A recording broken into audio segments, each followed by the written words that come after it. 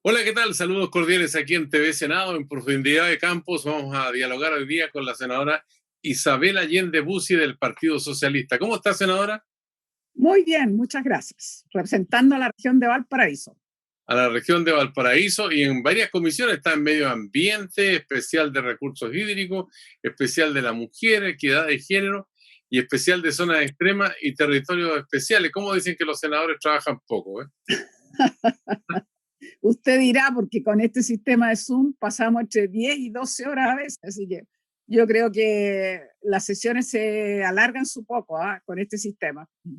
Bueno, y este Zoom es producto de la tecnología que ha sido muy positiva para contrarrestar los efectos de esta pandemia que en Chile ha azotado fuerte. Ya tenemos más de 17.000 muertos y la región de Valparaíso no está ausente, desgraciadamente, de este fenómeno que termina con la vida de las personas.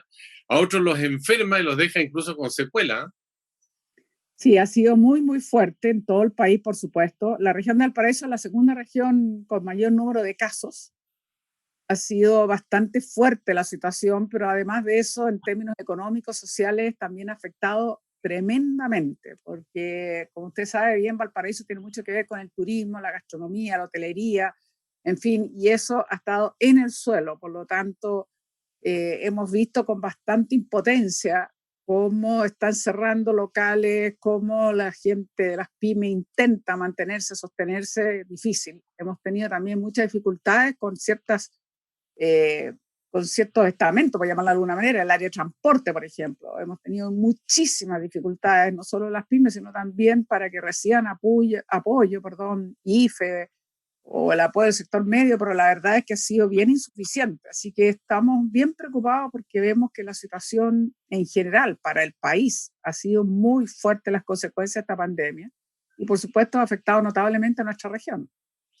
Ahora, el gobierno anunció en medio de este temporal por la peste 1 millón de apoyo a las pymes, después bajó a 600.000 y en las pymes dicen que no llegó a más de 150.000, 200.000 y 100 el 100% de lo que estaban pidiendo. ¿Cómo es la realidad en la región de Valparaíso? Exactamente lo que usted está señalando, Sergio. La gente de la región de Valparaíso está muy dolida porque postularon al fondo FOGAPE. La verdad es que las respuestas no llegó, pero ni al 30%. Las pocos que lograron algún tipo de apoyo fue mucho menor a lo que habían solicitado. En general, el fondo FOGAPE sirvió más bien para las medias a grandes, ni pequeñas, ni muchas veces medianas, ni menos microempresas. Entonces, el Banco Estado tampoco ha sido eficiente para entregarles apoyo que lo necesitan y por lo tanto la situación es bastante crítica. Muchos de ellos están a punto de cerrar, están pensando seriamente y otras, bueno, están tratando de sostenerse pensando que tal vez hacia diciembre ya podría abrirse más la gastronomía y por supuesto también hotelería, turismo, en fin, pero está por verse. No ha sido fácil. Yo creo que el gobierno anuncia muchas supuestamente recursos que van en favor de la clase media, pero al final de cuentas no han sido efectivos. Cuando se tomaron las medidas, se lo dijimos, sobre todo las medidas tributarias que supuestamente eran para las pymes, se lo dijimos al gobierno. Esto va a beneficiar a las grandes, esto no está ayudando. Lo que necesitaban las pymes, como lo dijo muy bien Fantuzzi y otros, liquidez, terminar con las deudas, hacer realmente un apoyo directo, reducir el IVA por varios meses, en fin, pero no, pues se buscaron otros caminos que terminaron favoreciendo a las grandes. Ahora, ¿esta situación tiene remedio o no tiene remedio? Bueno, depende de la voluntad del gobierno. Obviamente que la situación en Chile, como en el resto del mundo, es evidente que es muy grave, muy compleja. América Latina en particular, a mí realmente me duele las cifras porque lo que CEPAL nos está diciendo es que América Latina en general va a aumentar el número de la pobreza, incluso el hambre, la cantidad de gente sin empleo. Esto nos va a tomar mucho tiempo. Chile no va a escapar en el sentido que este desempleo de más de 2 dígitos va a significar varios años antes de poder recuperarlo. Entonces, claramente no es una situación que se va a arreglar de la noche a la mañana. Ahora, lo primero hoy día es la salud.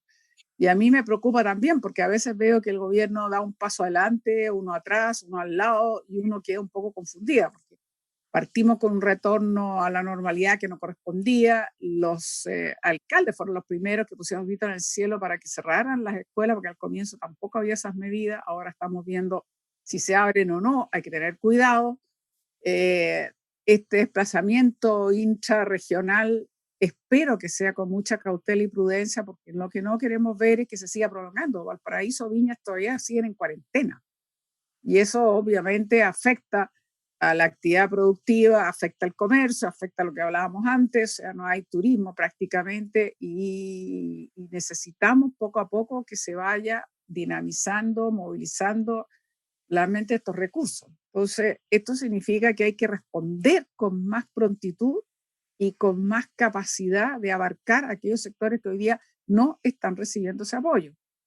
Y yo en esto de Sergio tengo una diferencia muy grande con el gobierno, porque desde el inicio le dijimos, mire, lo mejor para una situación tan crítica como esta, que no conocemos cuánto va a durar, porque lo dijimos hace ya más de 3 meses, sin saber cuánto iba a durar. Le dijimos esto por ahí por abril o mayo, no, abril creo que fue. Bueno, lo mejor es una renta básica universal que abarque a lo menos al 80% de la población, que permita que la gente haga de verdad cuarentena en sus casas y que sobreviva con dignidad. En lugar de eso se prefirió distintos instrumentos. Partimos con un fondo COVID de 50 lucas, después fue el IFE 1, completamente insuficiente y decreciente. No sé si se recuerda bien, pero era 65.000, 45.000 y así sucesivamente iba bajando. Después fue el IFE 2, después como todavía fue insuficiente tuvimos que hacer el IFE 3 o el IFE Plus. Después se dijo el sector medio, quedaban afuera una serie de sectores, tuvimos que decir, oiga, esto no es suficiente, y así hemos ido de políticas, a mi juicio, demasiado focalizadas, con muchos requisitos. La gente no toda accede online a poder cumplir todo lo que se le exige. Esto ha significado que mucha gente ha roto las cuarentenas y van a las oficinas y van a tratar de hacer los trámites presencialmente, lo cual siempre conlleva un peligro.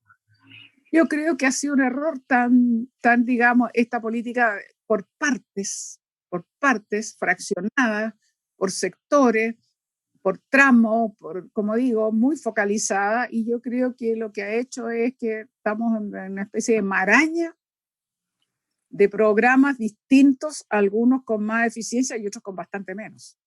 Es dramático el cuadro que usted pinta en la región de Valparaíso, pero ahí en la misma región de Valparaíso también hay focos de pobreza que son bien críticos y particularmente el problema de la falta de agua sin duda que constituye un punto muy bochornoso porque hay una comuna, por ejemplo, de Petorca que ya hace varios años que está con el problema.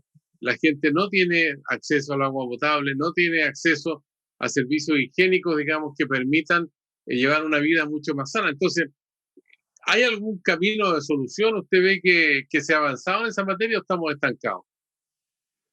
Mire, hemos puesto tantas veces el tema y hemos reclamado tantas veces, y han sido no la única voz, por supuesto, muchas, que al final algún tipo de medida se ha tomado.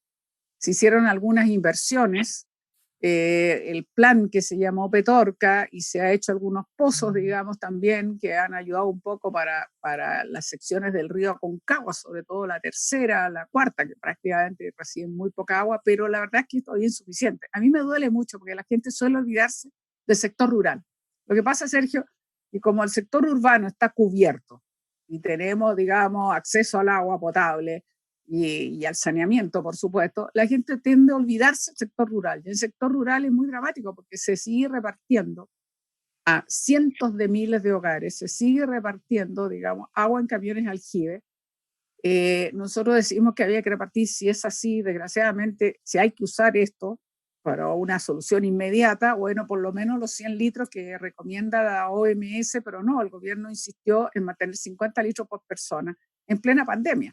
Entonces, uno se pregunta cómo la gente va a lavarse más las manos, la ropa, hacer aseo más intensivo con 50 litros, muy difícil.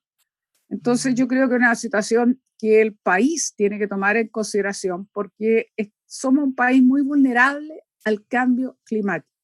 Este ciclo de sequía ya lleva 8 o 10 años. No se va a ir. Tuvimos algunas lluvias en julio que digamos, alivianaron un poco la situación, mitigó un poco esta extrema sequía, pero la verdad es que es una sequía hoy día absolutamente estructural. O sea, no fue suficiente ni va a ser jamás suficiente porque se ha acumulado 8 o 10 años. Entonces requiere una intervención mayor que tiene que ver con no solo ciertas medidas como embalses pequeños, embalses medianos, infiltraciones, en fin, otras más, sino que tiene que ver también con un modelo de gestión.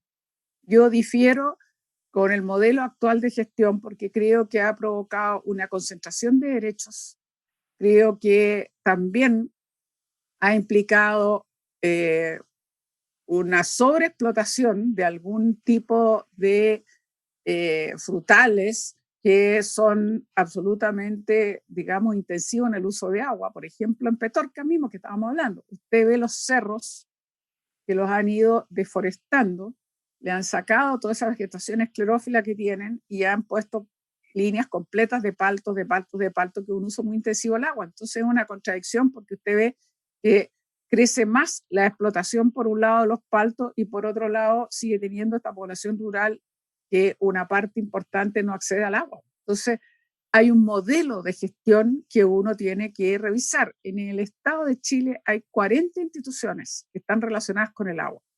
Hay un informe del Banco Mundial. Se ha dicho hasta el cansancio, mire, esto no da para más. Usted tiene que hacer una gestión más eficiente que logre tener una institucionalidad que tenga las atribuciones suficientes. Nosotros le hemos dado a la Dirección General de Agua más atribuciones, más recursos, más fiscalización para que tenga mediciones más automáticas, caudalímetro online, en fin, distintos recursos para que evitar las extracciones ilegales del agua, para que podamos tener estudios. Lo que más falta información. Yo me alegro, eso sí, con esto termino, Sergio, pero es bien interesante.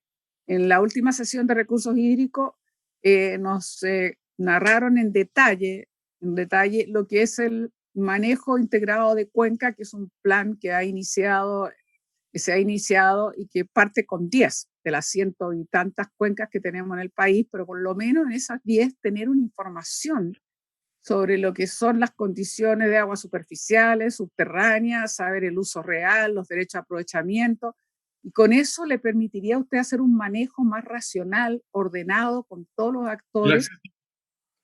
El acceso al agua es un derecho humano, Greenpeace.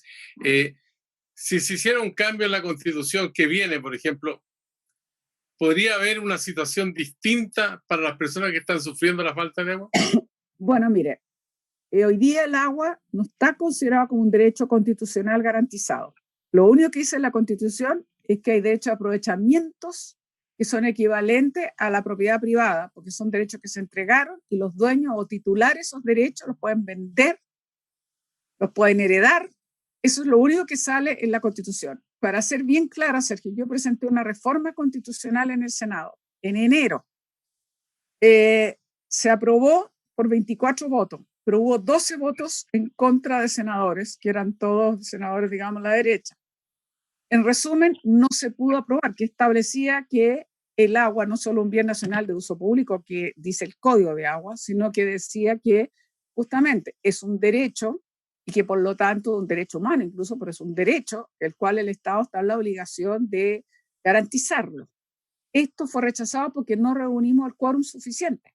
Era una reforma constitucional, entonces se requerían 27 votos, 26 votos, para ver, no los tuvimos y se rechazó. Entonces uno se pregunta, en el nuevo proceso constituyente sí es una posibilidad que podamos establecer, si hay un acuerdo en los delegados que van a redactar la Constitución por 2/3, si hay un acuerdo de que diga que el agua es un derecho y que es una obligación del Estado garantizarlo.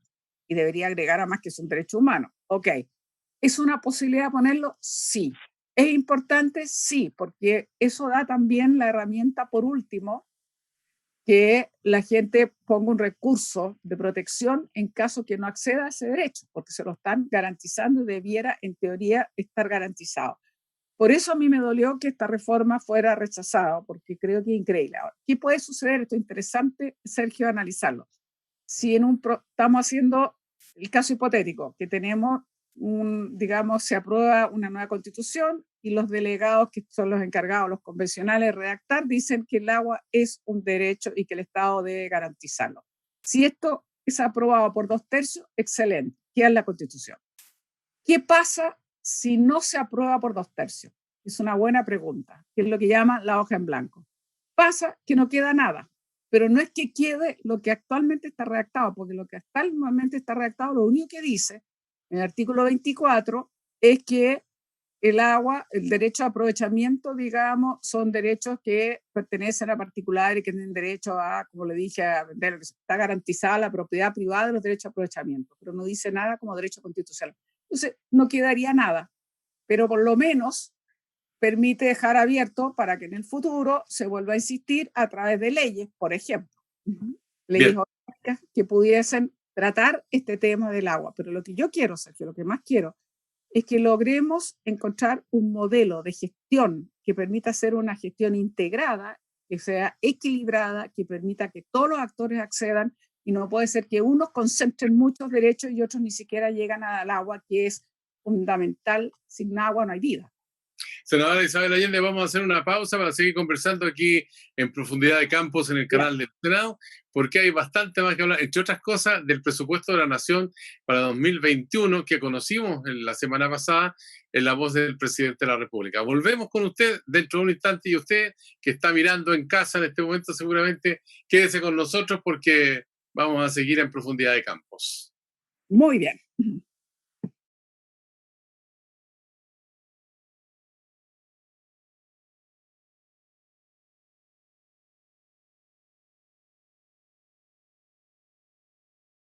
Ya estamos de vuelta en Profundidad de Campos, aquí en el canal del Senado de la República de Chile, para seguir dialogando con la senadora Isabel Allende.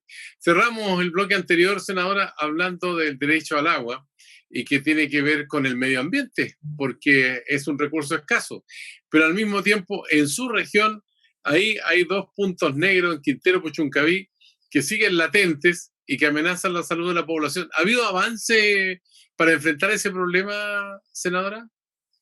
Bueno, este gobierno efectivamente elaboró un plan de descontaminación y efectivamente hizo una norma que tiene que ver, una norma horaria que se llama, o sea, que mida cada hora el dióxido de azufre. Lamentablemente es un poco más laxa que otros estándares internacionales, pero bueno, al menos hay una norma horaria.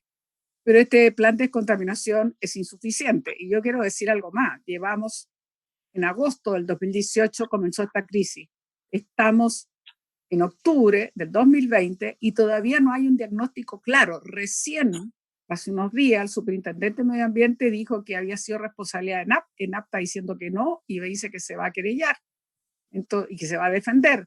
O sea, la población aún no tiene claridad, don Sergio, qué es lo que pasó exactamente.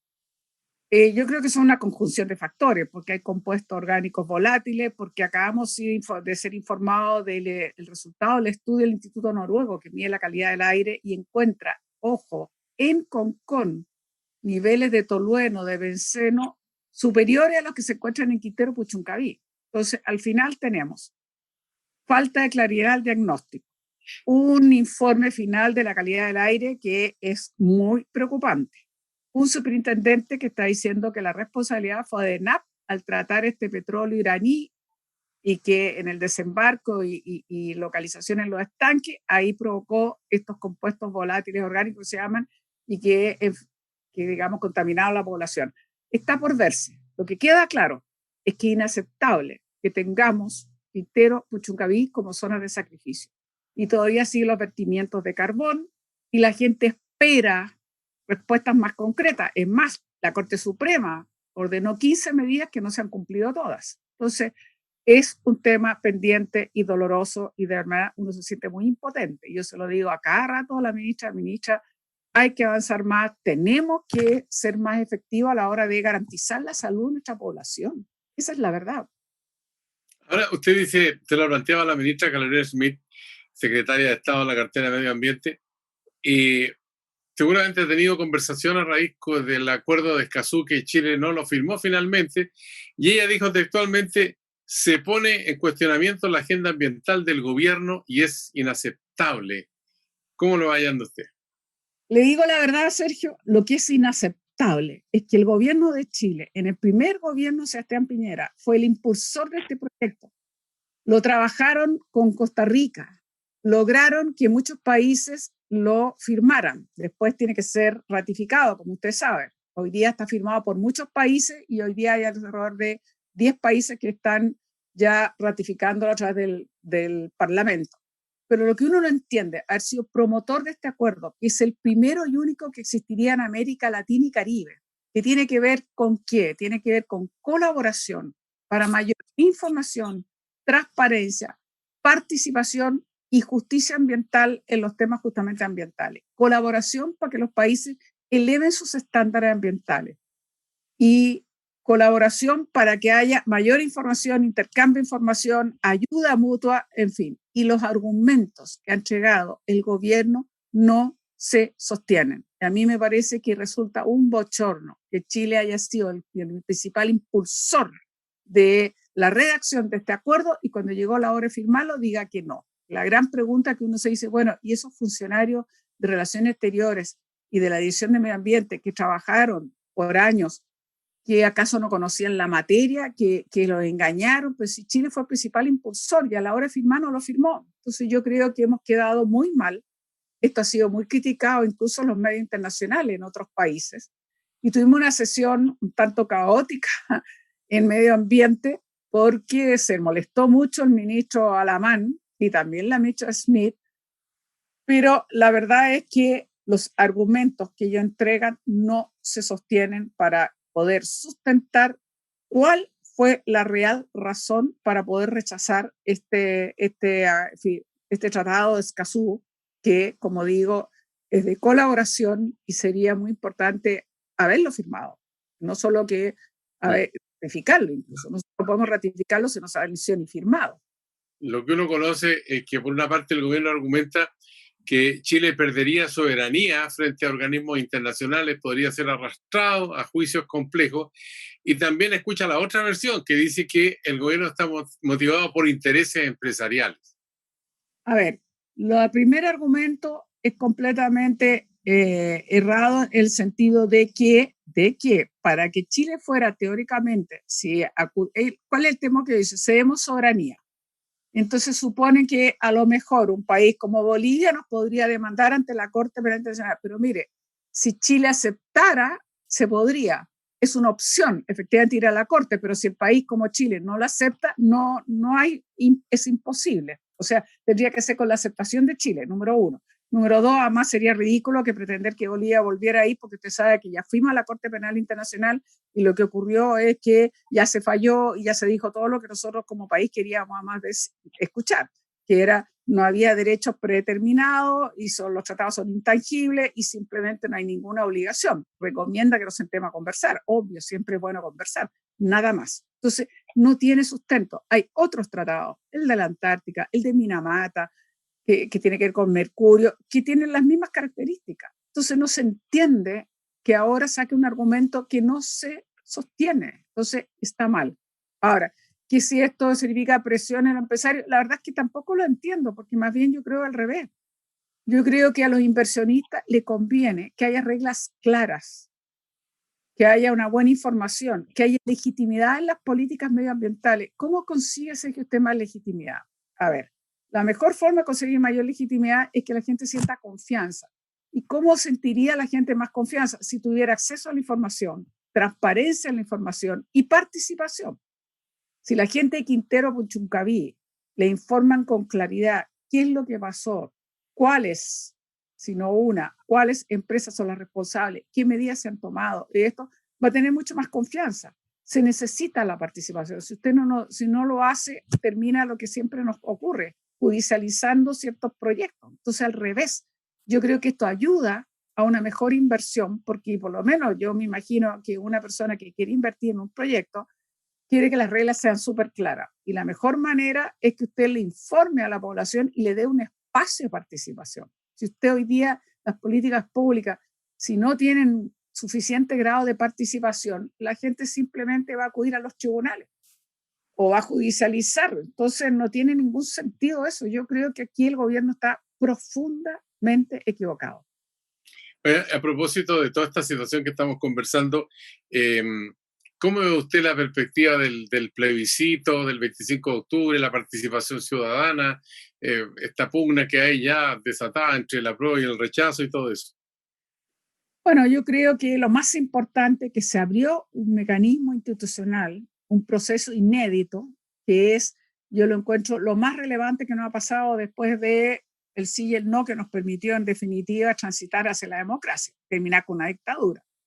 Y por lo tanto, ¿esto por qué es lo más importante? Porque sería por primera vez en la historia de Chile que le puedo preguntar a las chilenas y chilenos, oiga, ¿usted quiere o no una nueva constitución? Y si está de acuerdo, que sería la prueba, ¿con qué mecanismo? ¿100% elegido o la mitad parlamentarios y la mitad elegidos? Yo creo que no hay un proceso más democrático. Y además de eso, tiene que estar en forma, digamos, esos delegados que van a ser elegidos, sea el 100% o la mitad del 50% que sería elegido, la otra mitad parlamentario. Además de eso, sería además de manera paritaria y además con algunos escaños reservados a pueblo originario. O sea, este es el mecanismo más democrático que nos pudimos dar. ¿Y cuál es el sentido que tiene?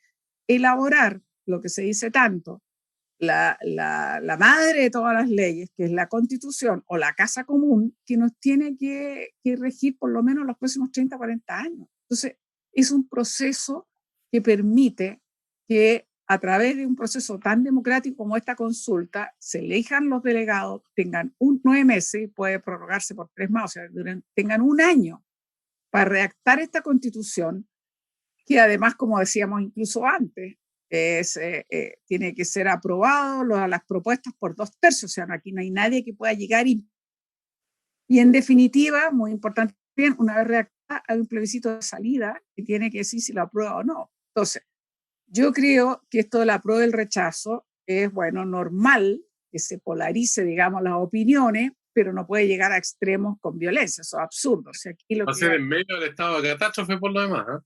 además, en medio tabla. A mí lo único que me importa es que participe la gente y para eso se requiere un plebiscito seguro. Y por eso le hemos pedido al CERVEL y le estamos pidiendo al gobierno, hay medidas que todavía no ha terminado de implementar. Por ejemplo, el transporte público ese día. A mí me tiene muy preocupada que el gobierno no sea capaz de garantizar ¿Que sea gratis? que sea gratis, porque ¿sabe lo que pasa? Que hoy día, en plena pandemia, usted no le puede pedir a una familia que tenga que tomar hasta 2 transportes para poder trasladarse. A veces les queda los locales de votación a más de 20 cuadras. Entonces, debería ser gratis ese día, como está bien las medidas y el protocolo que elaboró CERVEL junto con el Ministerio de Salud.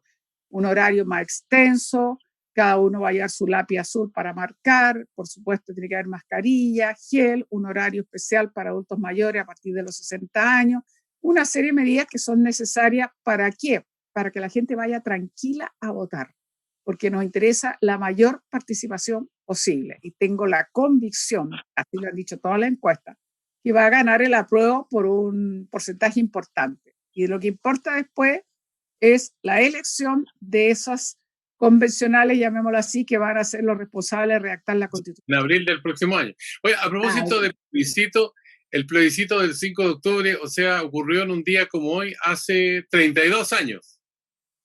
Ni más ni menos. Bueno, yo recuerdo perfectamente bien porque, bueno, yo entré con amenaza de deportación y en pleno vuelo fue cambiado y logré entrar. Cuando me embarqué en Argentina, volé de México a Argentina, Argentina a Chile, y ahí decía con una amenaza de deportación y aerolínea argentina montada, pero en pleno vuelo entré, así que inolvidable para mí haber entrado justo un mes y un poquito más días antes de ese plebiscito, así que pude ver la campaña, el sí, el no.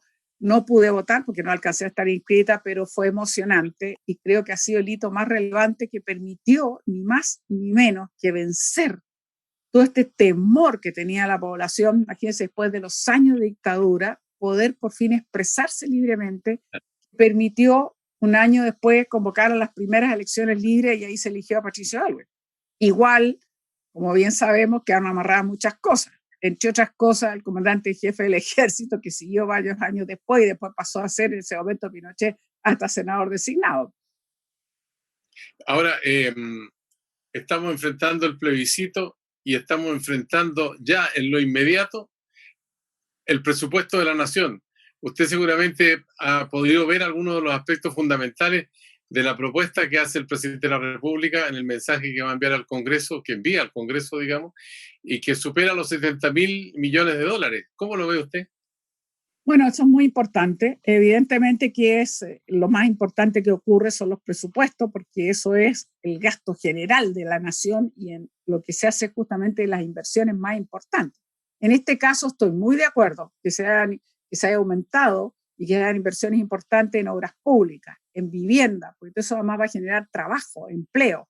Necesitamos reactivar la economía, pero también necesitamos seguir apoyando salud con todo, porque en realidad usted no puede reactivar si no tiene la salud en primer lugar. O sea, primero necesitamos que la gente no se siga enfermando ni menos muriendo, una cifra bastante fuerte la que tenemos hasta el momento, muy dolorosa, y por lo tanto yo estoy muy de acuerdo, salud, por supuesto, inversiones que generen empleo, por supuesto que tenemos que buscar todos los mecanismos y si es necesario los subsidios, sobre todo las mujeres. Creo que las mujeres en esta pandemia lo han y lo hemos pasado mal, pero sobre todo aquellas que tienen condiciones mucho más difíciles, que son, usted sabe lo que está ocurriendo. No han podido ir a trabajar porque no hay salas cunas, no hay guarderías infantiles, no hay red de apoyo familiar. Muchas de ellas además tienen que cumplir horas y horas por la falta de corresponsabilidad de los hogares y todas las tareas, entonces quedan a cargo de la misma persona y si tiene además trabajo presencial, es muy fuerte. La presencia laboral de la mujer ha disminuido dramáticamente. Entonces yo creo que un presupuesto también tiene que tener esa mirada de género. Y yo estaré muy pendiente de que en realidad se haga cargo de estas necesidades. Empleo, salud, inversión pública, por supuesto, pero también para ver cómo generamos una red de cuidado, porque hoy día las cuidadoras no son reconocidas, lo hacen las propias mujeres con esos adultos no autovalentes y ni siquiera son consideradas. Entonces, realmente no podemos seguir cargándole de esta manera y las políticas como esta tienen que tener esta mirada de género, tienen que tenerla. En una línea, ¿ha habido en el gobierno de Sebastián Piñera y a partir del 18 de octubre especialmente respeto esencial o fundamental a los derechos humanos, sí o no? Yo creo que durante todo el estallido fue dramática las violaciones que vimos a los derechos humanos. No se justifica que haya habido hechos de violencia como los que vimos, presenciamos y condenamos, el que se haya hecho tan represiva las manifestaciones con incluso la cantidad de lesiones oculares e incluso la ceguera total en los dos casos que ya sabemos, Gustavo Gatica y la persona Campillay, el apellido. Florencia creo que era el nombre. Entonces, de verdad, no se justifica. Yo creo que es increíble. Todavía tenemos alrededor de 500 jóvenes que están en prisión preventiva y que todavía no tienen un juicio. Y creo que en ese sentido hay una falla. Hay una falla en términos de derechos humanos de este gobierno, porque los protocolos de Carabineros no se ajustaron, no se les exigió, no han rendido cuenta y todavía tenemos juicios que están, usted sabe, la lentitud. ¿Para qué me va a decir con lo que pasó con Catrillanca y el montaje de la operación Huracán? Entonces, yo creo que estamos al debe.